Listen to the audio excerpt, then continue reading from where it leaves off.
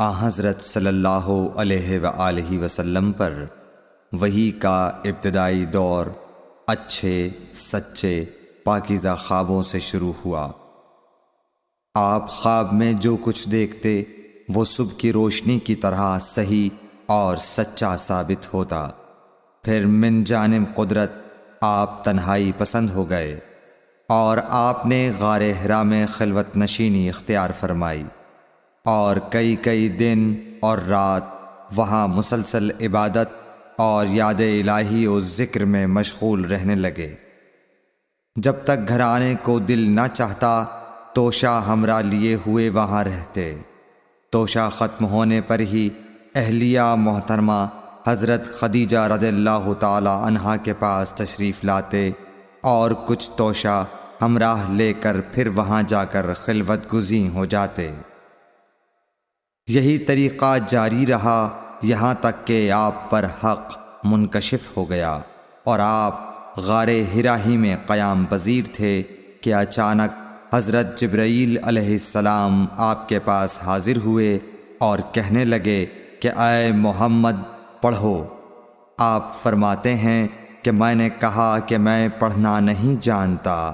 آپ صلی اللہ علیہ وسلم فرماتے ہیں کہ فرشتے نے مجھے پکڑ کر اتنے زور سے بھینچا کہ میری طاقت جواب دے گئی۔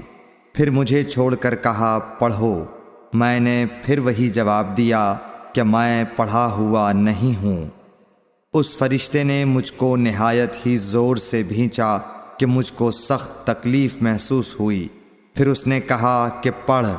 میں نے کہا میں پڑھا ہوا نہیں ہوں۔ فرشتے نے تیسری بار مجھ کو پکڑا اور تیسری مرتبہ پھر مجھ کو بھینچا۔ پھر مجھے چھوڑ دیا اور کہنے لگا کہ پڑھو اپنے رب کے نام کی مدد سے جس نے پیدا کیا اور انسان کو خون کی پھٹکی سے بنایا۔ پڑھو اور آپ کا رب بہت ہی مہربانیاں کرنے والا ہے۔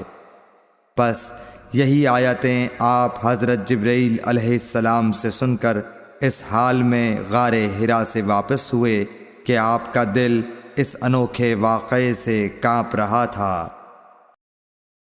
آپ حضرت خدیجہ کے ہاں تشریف لائے اور فرمایا کہ مجھے کمبل اوڑھا دو، مجھے کمبل اوڑھا دو۔ لوگوں نے آپ کو کمبل اوڑھا دیا۔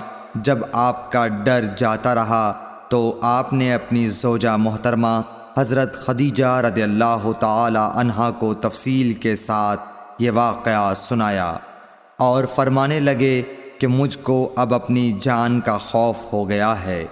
آپ کی اہلیہ محترمہ حضرت خدیجہ رضی اللہ تعالی عنہا نے آپ کی ڈھارس بندھائی اور کہا کہ آپ کا خیال صحیح نہیں ہے۔ اللہ کی قسم آپ کو اللہ کبھی رسوا نہیں کرے گا۔ آپ تو اخلاق فاضلہ کے مالک ہیں۔ آپ تو کنبہ پرور ہیں، بے کسوں کا بوجھ اپنے سر پر رکھتے ہیں، مفلسوں کے لیے آپ کماتے ہیں، مہمان نوازی میں آپ بے مثال ہیں اور مشکل وقت میں آپ امر حق کا ساتھ دیتے ہیں۔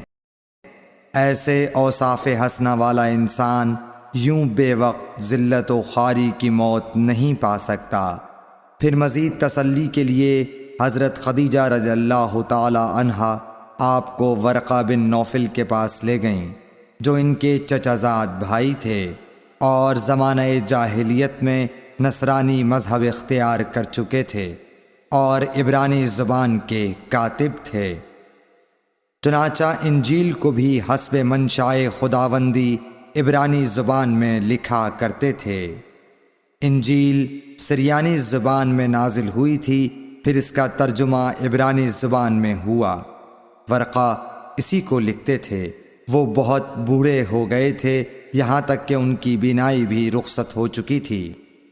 حضرت خدیجہ رضی اللہ تعالی عنہا نے ان کے سامنے آپ کے حالات بیان کیے اور کہا کہ اے چچا زاد بھائی، اپنے بھتیجے محمد صلی اللہ علیہ وسلم کی زبانی ذرا ان کی کیفیت سن لیجئے۔ وہ بولے کہ بھتیجے آپ نے جو کچھ دیکھا ہے اس کی تفصیل سناؤ۔